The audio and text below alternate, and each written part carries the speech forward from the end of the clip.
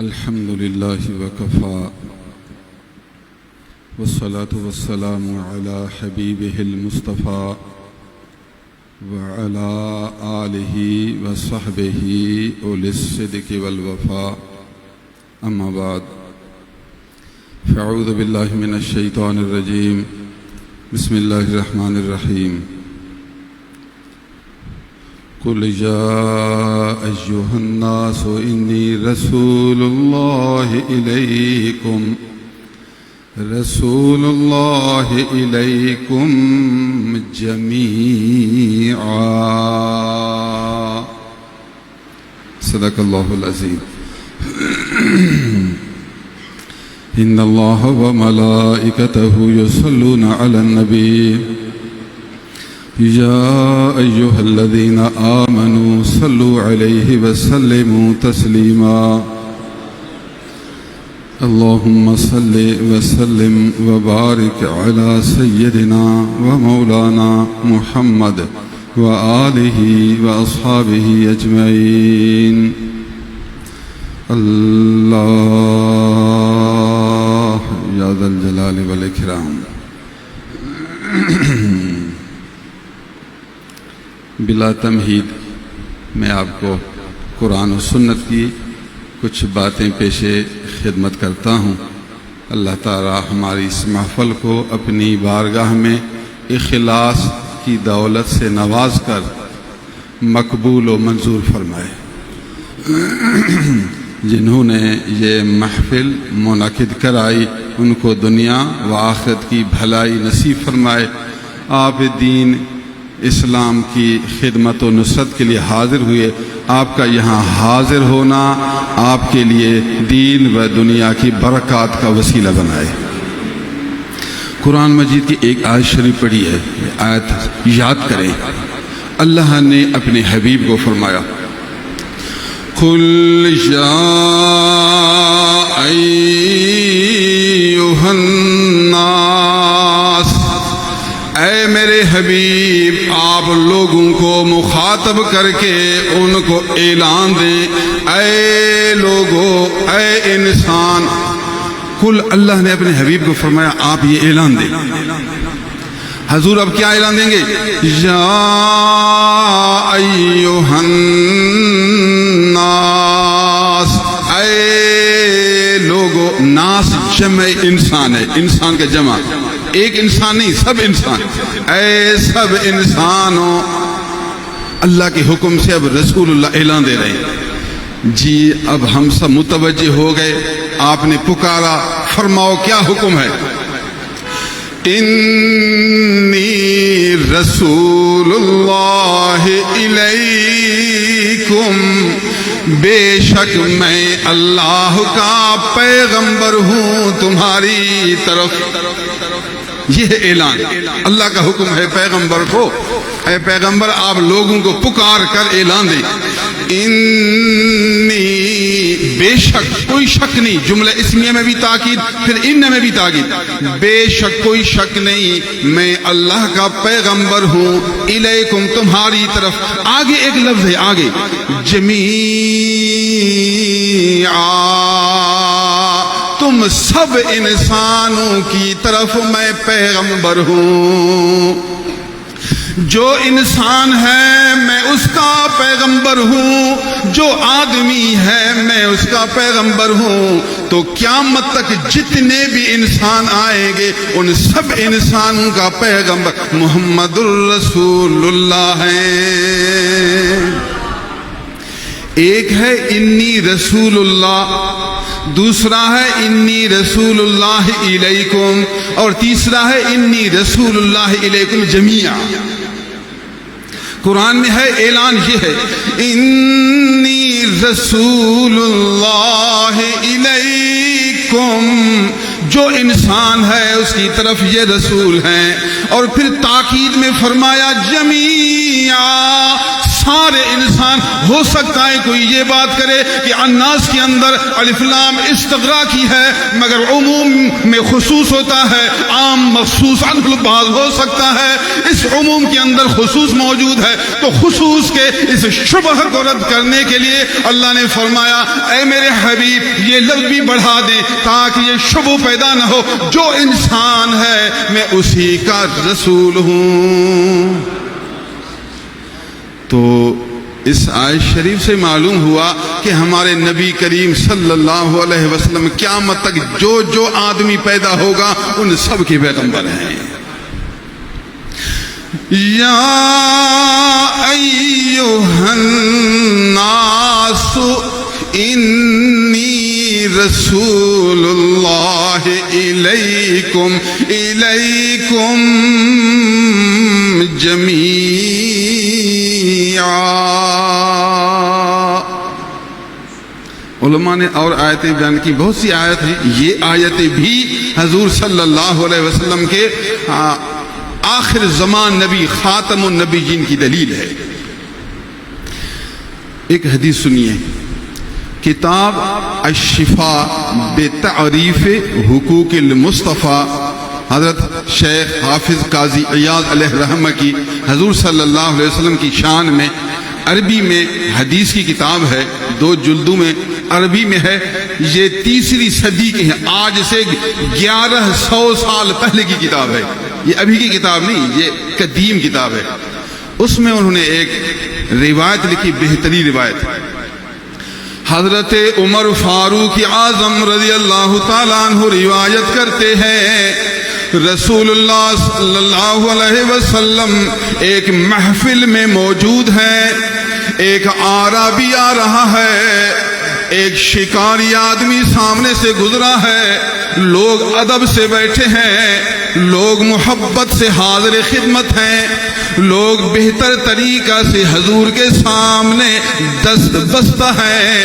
اعرابی نے دیکھا، سمجھ لیا کوئی جوان بیٹھے ہیں، کوئی پیشوا انسان بیٹھے ہیں، لوگوں کے ایک مقتدی امام بیٹھے ہیں۔ اعرابی نے پوچھا یہ کون ہے جس کے سامنے آپ دست بستہ ادب سے بیٹھے ہیں؟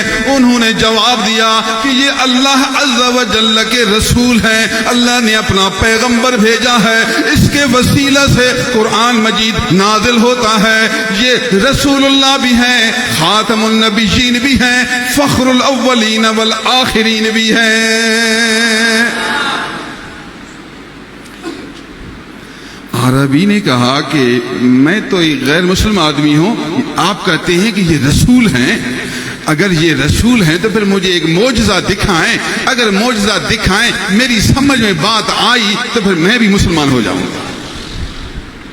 کہا آؤ حضور سرتاپا نور حبیب رب غفور صلی اللہ علیہ وسلم کی خدمت عالیہ میں حاضر ہوا، عرض کیا یا رسول اللہ، لوگ کہتے ہیں آپ اللہ کے پیغمبر ہیں، اگر آپ اللہ کے سچے پیغمبر ہیں تو میرے اس تھیلے کے اندر گوہ موجود ہے، بڑی تکلیف سے میں نے اس گوہ کو پکڑا ہے، اگر یہ گوہ باہر تھیلے سے نکلے، بھاگ بھی نہ جائے اور بات کرے اور یہ کہے کہ یہ محمد اللہ کے پیغمبر ہیں، بس گوہ کا بولنا ہوگا، اس سے آدمی کا مسلمان ہونا ہوگا۔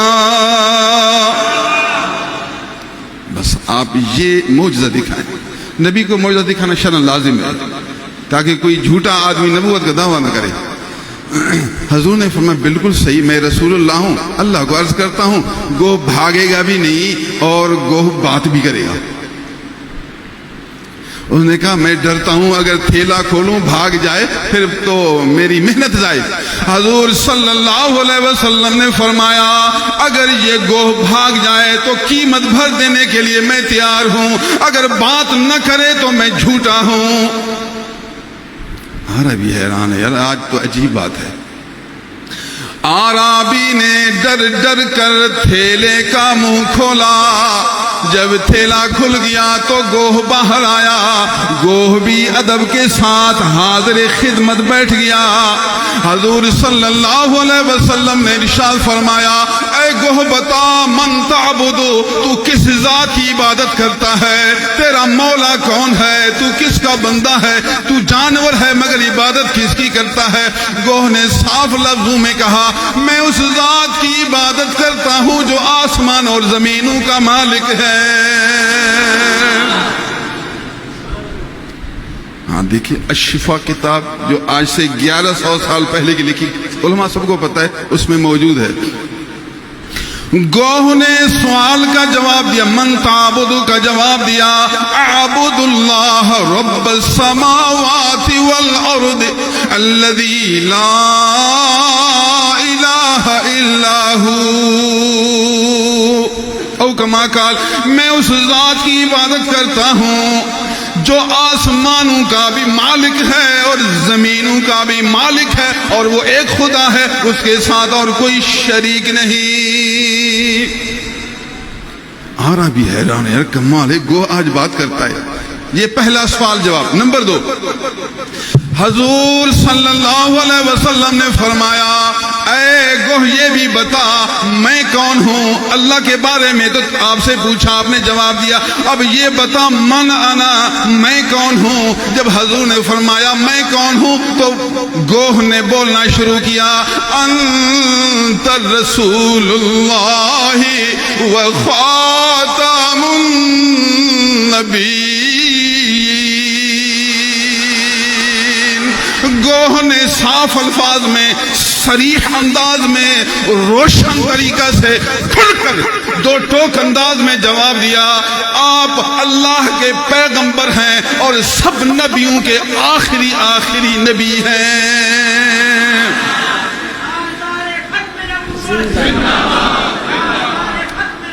انت رسول اللہ و خاتم النبی، آپ اللہ کے پیغمبر ہیں اور سب نبیوں کے آخری نبی ہیں، آپ کے بعد نبوت کا دروازہ بند ہے۔ جب گوہ نے یہ باتیں کی تو عربی نے یقین کیا کہ یہ اللہ کے سچے پیغمبر ہیں، حضور کی قدموں میں پڑا، عرض کیا یا رسول اللہ مجھے یقین ہوا، بس اب سر میرا ہے اور ہاتھ آپ کا ہے، جو فرماؤ گے ویسے کر کے دکھاؤں گا۔ حضور نے فرمایا اسلام کا کلمہ پڑھ کر مسلمان ہو جائیں، بندہ رحمان ہو جائیں، صاحب شان ہو جائیں اور جنت میں مالک ہو کر رہنے والے ہو جائیں۔ حضور نے اس کو مسلمان بنایا۔ میں اس روایت سے یہ مسئلہ سمجھاتا ہوں، اس روایت سے یہ معلوم ہوا کہ ہمارے نبی اللہ کے پیغمبر بھی ہیں اور سب نبیوں کے آخری نبی بھی ہیں۔ دیکھیے معجزہ سے بھی یہ معلوم ہوا۔ نمبر 2 یہ معلوم ہوا کہ حضور کے آخری نبی ہونے کو جانور بھی سمجھتے ہیں، گوہ بھی سمجھتا ہے۔ اے انسان اگر تو نعوذ باللہ اس نبی کی رسالت کا منکر ہے یا اس کی ختم نبوت کا منکر ہے تو پھر ہم یہ کہیں گے تجھ سے تو جانور بھی اچھے ہیں، تو انسان نہیں، تو حیوانوں سے بھی بدتر ہے۔ حیوان اس یار کو جانتے ہیں، اس کی شان کو جانتے ہیں، رسالت کو مانتے ہیں، ختم نبوت کا اعتراف و اقرار کرتے ہیں، اور تو انسان ہو کر یار کی ختم نبوت کو نہیں مانتا تو پھر تجھ سے یہ جانور بھی بہتر ہیں۔ جانور تو ہے مگر اس کی سمجھ دیکھ، اس کی دانائی دیکھ، اس کا عقیدہ دیکھ، اس کی محبت دیکھ، اس کی پہچان دیکھ، اس کا ایمان دیکھ، اس کا ایقان دیکھ۔ اللہ اکبر، سبحان اللہ العظیم و بحمدہ۔ اللہ عز و جل نے ہمارے نبی کو آخری نبی بنایا۔ ایک اور چھوٹی سی آپ کو حدیث بیان کرتا ہوں، وہ حدیث بھی آپ سمجھیں۔ حضور صلی اللہ علیہ وسلم نے ارشاد فرمایا لو کان بعدی نبی لکان عمر بن الخطاب، اگر میرے بعد کوئی نبی ہو سکتا ممکن ہوتا، میرے بعد نبی ہونا ممکن بھی نہیں، اس کا امکان بھی نہیں، ہو بھی نہیں سکتا، یہ ممتنع ہے۔ اگر میرے بعد فرض کرو اگر بالفرض کوئی نبی ہو سکتا تو میرے بعد عمر فاروق نبی ہوتا۔ اللہ عز و جل نے عمر فاروق کے اندر وہ صفتیں رکھی ہیں، وہ دانائی رکھی ہے، وہ سمجھ رکھی ہے، وہ عقل مندی رکھی ہے، وہ دانش مندی رکھی ہے، وہ کمالات رکھے ہیں کہ عمر بن خطاب رضی اللہ تعالیٰ عنہ اگر نبوت جائز ہوتی تو نبی ہوتے، مگر سنو حضرت عمر نبی نہیں ہوئے۔ معلوم ہوا کہ ہمارے نبی کے بعد قیامت تک کوئی نبی نہیں ہو سکتا۔ اس حدیث کا انداز سنیں، حضور صلی اللہ علیہ وسلم نے کس انداز سے یہ مسئلہ بیان کیا، اس کی نظیر قرآن کی آیت سے ہے لو کان فیہما آلہۃ الا اللہ لفسدتا، اللہ ایک ہے، دو اللہ نہیں، تین اللہ ایک ہے۔ اگر بالفرد آسمان زمینوں میں کوئی دوسرا خدا ہوتا تو آسمان زمین دونوں ٹوٹ جاتے، بگڑ جاتے، فساد والے ہو جاتے۔ ایک خدا کہتا کہ سورج نکل، دوسرا کہتا کہ سورج نہ نکل، تو فساد ہوتا۔ اگر آسمان اور زمینوں میں اللہ کے سوا کوئی اور اللہ ہوتا تو فساد ہوتا، اب فساد نہیں تو معلوم ہوا دوسرا خدا نہیں۔ لو کان فیہما آلہۃ الا اللہ لفسدتا، یہی ابتدا میں ہے لو اور آخر میں ہے لا، تو حدیث میں کیا ہے لو کان بعدی نبی لکان عمر بن الخطاب، اگر میرے بعد کوئی نبی ہو سکتا تو یوں ہوتا، لیکن ایسے نہیں ہوا۔ جب ایسے نہیں ہوا تو میرے بعد کوئی نبی نہیں۔ جس طرح دو خدا نہیں، ایک اللہ ہے دوسرا خدا نہیں ہو سکتا، بالکل نہیں، تو اسی طرح ہمارے نبی کے بعد اب دوسرا نبی نہیں ہو سکتا۔ جس طرح اللہ ایک ہے تو اسی طرح آخری نبی ایک ہے، دوسرا اللہ ہونا ممتنع ہے، ممکن نہیں، تو پھر آخر میں اور نبی کا آنا ممتنع ہے، ممکن نہیں۔ جو انداز توحید کا ہے وہی انداز رسالت کا ہے۔ میں نے آپ کو ایک چھوٹی سی حدیث عربی قواعد کے موافق سمجھائی ہے، عالم دین اچھی طرح سمجھیں گے کہ اس کے اندر گرامر کے اعتبار سے کس قسم کے الفاظ ہیں اور مطلب کیسے واضح ہے۔ اللہ اکبر، اللہ اکبر۔ گرامی قدر، ہمارے زمانے میں فتنے بہت پیدا، اور خدا کی شان ہے ہر زمان میں فتنے ہوں گے۔ ہاں جی، اللہ نے شیطان کو کیوں بنایا؟ اللہ نے شیطان کو کیوں بنایا؟ اللہ نے شیطان کو اس لیے بنایا تاکہ تیری شان بڑھ جائے۔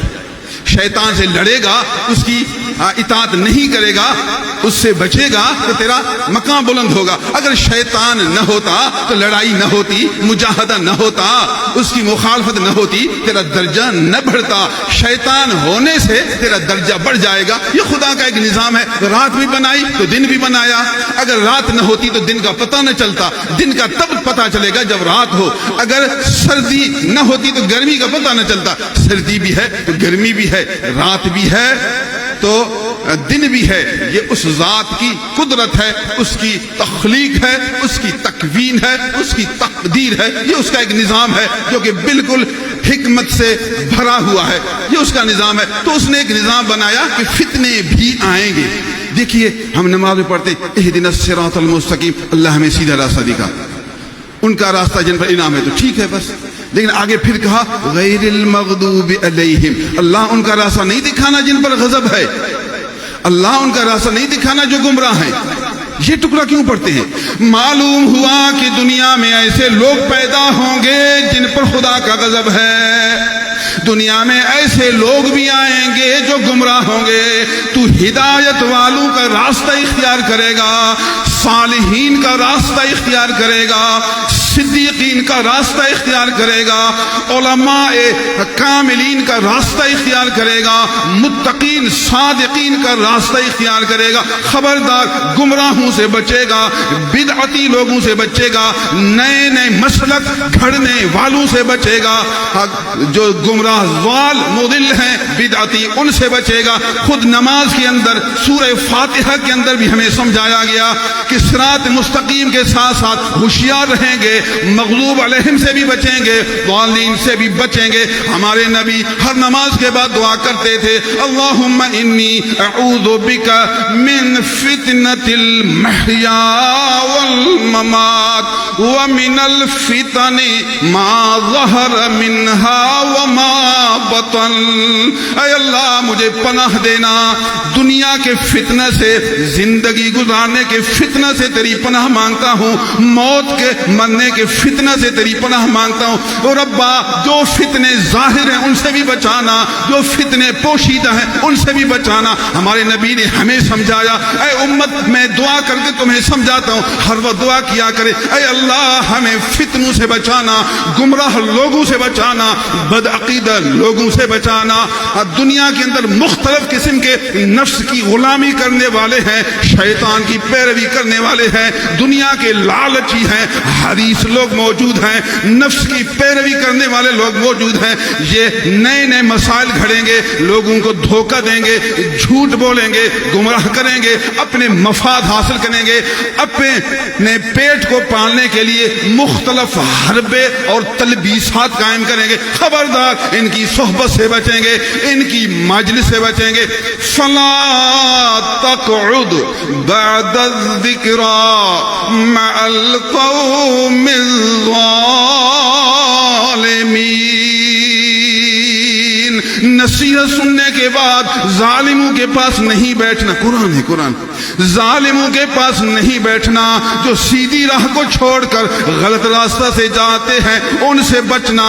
خبردار ان کے پاس نہیں بیٹھ، کیا ہوگا میں بیٹھنی نہیں، فلا تقعد نہیں بیٹھنا، نہیں بیٹھنا، بیٹھے گا اس کا تجھ پر اثر ہوگا۔ گمراہوں سے بچنا ہے، مغضوب علیہم سے بچنا ہے، فتنہ والوں سے بچنا ہے، نئے نئے مسلک گھڑنے والوں سے بچنا ہے۔ قیامت تک نبی کے نائب آئیں گے، قرآن و سنت کے حامل آئیں گے، قرآن و سنت کے ماہر آئیں گے، قرآن و سنت پر عمل کرنے والے آئیں گے، صاحب مجاہدہ آئیں گے، زندہ دل آئیں گے، مردہ نفس آئیں گے، عاشق رسول اللہ آئیں گے، اللہ کا عبادت گزار آئیں گے، پرہیزگار آئیں گے، دین کے خدمت گزار آئیں گے، اسلام کے انصار آئیں گے۔ ان کا دیکھنا تیرے دل کی روشنی ہے، ان کی صحبت تیرے لیے ہدایت ہے، ان کی مجلس میں بیٹھنا تیرے ایمان کی تازگی ہے۔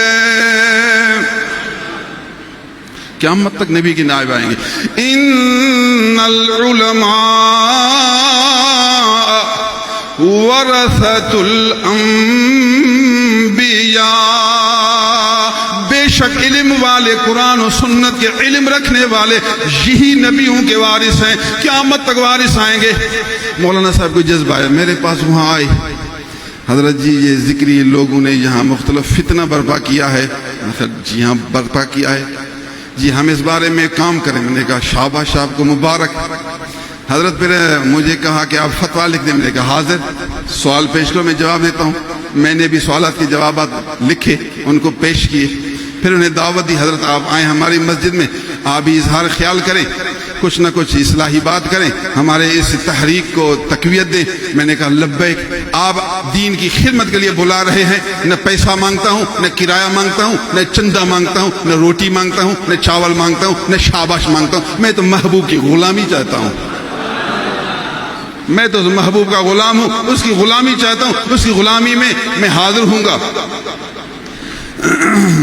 الحمدللہ بچپن سے علم پڑھا، علم سے محنت کی، قرآن یاد کیا، 5000 حدیثیں زبانی یاد کی، فقہ پر مہارت حاصل کی، علم کلام پر بہت کام کیا، شرح العقائد کو یاد کیا۔ لوگ شرح العقائد پڑھتے ہیں اور پڑھاتے ہیں، اور ہم نے شرح العقائد کو پڑھا بھی، یاد بھی کیا، پھر نبراس پر بڑا کام کیا۔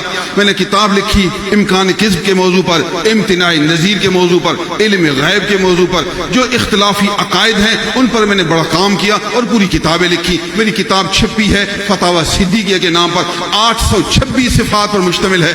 فتاوی صدیقیہ کے نام پر 826 صفات پر مشتمل بہترین کتاب ہے، علماء کے لیے ایک ذخیرہ ہے۔